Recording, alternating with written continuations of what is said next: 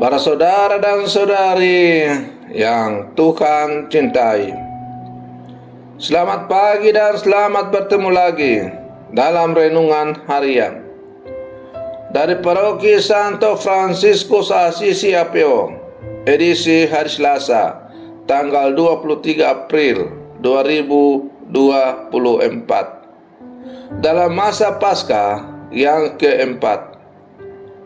Mengawali hari yang baru ini, kita hendak mendengar dan merenungkan sabda Tuhan. Marilah sebelum kita mendengar dan merenungkan sabda Tuhan, kita berdoa. Dalam nama Bapa dan Putra dan Roh Kudus. Amin. Allah Bapa umat manusia, penuhilah kami dengan semangat iman yang merasul, mewartakan di tengah-tengah masyarakat kami, dan sudilah Engkau menunjukkan dirimu sebagai Bapa semua orang. Bersabdalah ya Tuhan, kami siap mendengarkan. Terpujilah Engkau Bapa, Putra dan Roh Kudus, kini dan sepanjang segala masa. Amin. Para saudara dan saudari yang Tuhan cintai, sabda Tuhan yang hendak kita dengar dan kita renungkan untuk mengawali hari yang baru ini diambil dari Injil Yohanes pasal 10 ayat 22 sampai 30. Tuhan bersamamu. Inilah Injil suci menurut Yohanes. Pada hari raya pentabisan Bait Allah di Yerusalem, ketika itu musim dingin, Yesus berjalan-jalan di Bait Allah di serambi Salomo, dan orang-orang Yahudi mengelilingi dia dan berkata kepadanya, "Berapa lama lagi engkau membiarkan kami hidup dalam kebimbangan? Jika engkau Mesias, katakanlah terus terang kepada kami." Yesus menjawab mereka, "Aku telah mengatakannya kepada kamu, tetapi kamu tidak percaya. Pekerjaan-pekerjaan yang kulakukan dalam nama Bapa-Ku, itulah yang memberikan kesaksian tentang Aku. Tetapi kamu tidak percaya, karena kamu tidak termasuk domba-dombaku. Domba-dombaku mendengarkan suaraku, dan Aku mengenal mereka, dan mereka mengikut Aku. Aku memberikan hidup yang kekal kepada mereka, dan mereka pasti tidak akan binasa sampai selama-lamanya. Dan seorang pun tidak akan merebut mereka dari tanganku.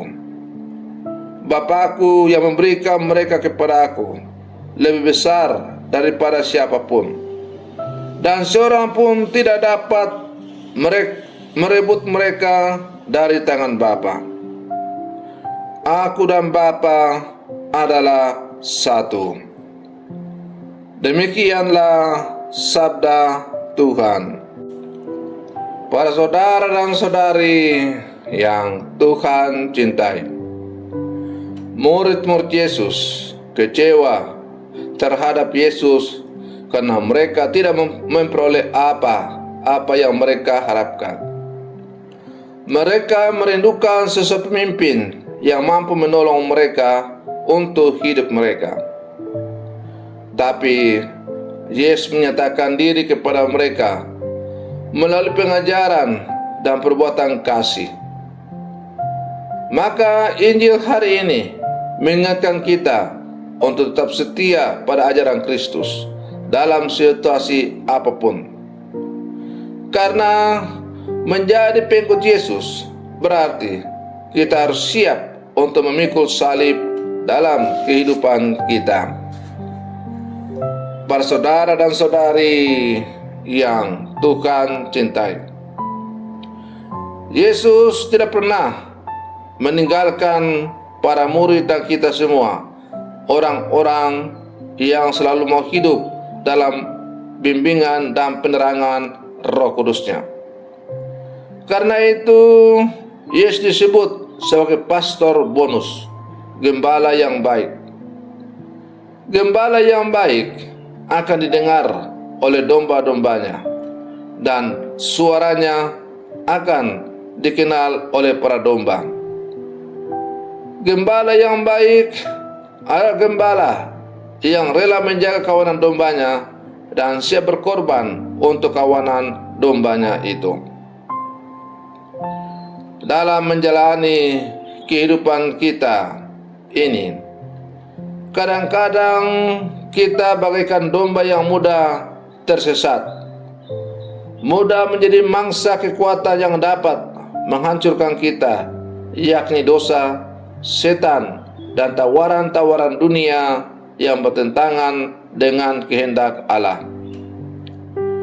Namun domba yang mendengarkan suara Yesus atau pastor bonus tidak perlu takut. Sang gembala, pastor bonus Yesus itu memimpin mereka ke padang rumput yang hijau dan sumber air yang tenang, kedamaian abadi, sukacita, dan persekutuan dengan Allah dan umatnya. Ia mengenal kita dan apa yang sungguh kita butuhkan, lebih daripada kita mengenal diri kita sendiri. Para saudara dan saudari yang Tuhan cintai, kita adalah murid-murid Yesus, domba-domba yang digembalakan oleh Kristus melalui gereja yang hidup di zaman sekarang. Dalam menjalani kehidupan kita sehari-hari, kita menghadapi berbagai macam tantangan-tantangan yang terkadang membuat kita seakan-akan melarikan diri dari Tuhan. Tetapi sebagai murid-murid Yesus, domba-domba yang hidup di zaman sekarang, kita diajak bahwa hanya dengan setia pada Yesus melalui apa yang diajarkan oleh Kristus melalui gerejanya, gereja yang satu, kudus, katolik, dan apostolik, maka kita akan mencapai keselamatan.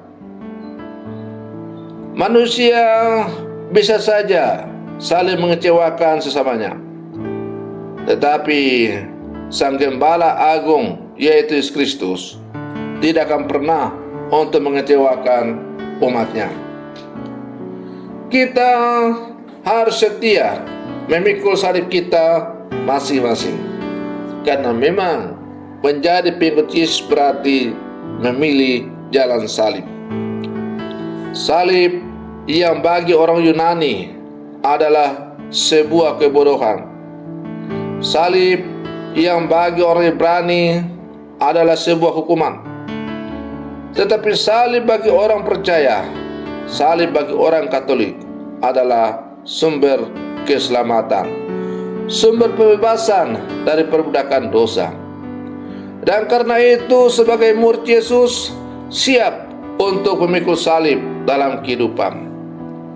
Pernyataan bahwa setiap orang Katolik akan setia memikul salib dalam kehidupan ini, itu diungkapkan secara nyata dengan selalu mengawali dan menutup doanya dengan tanda salib.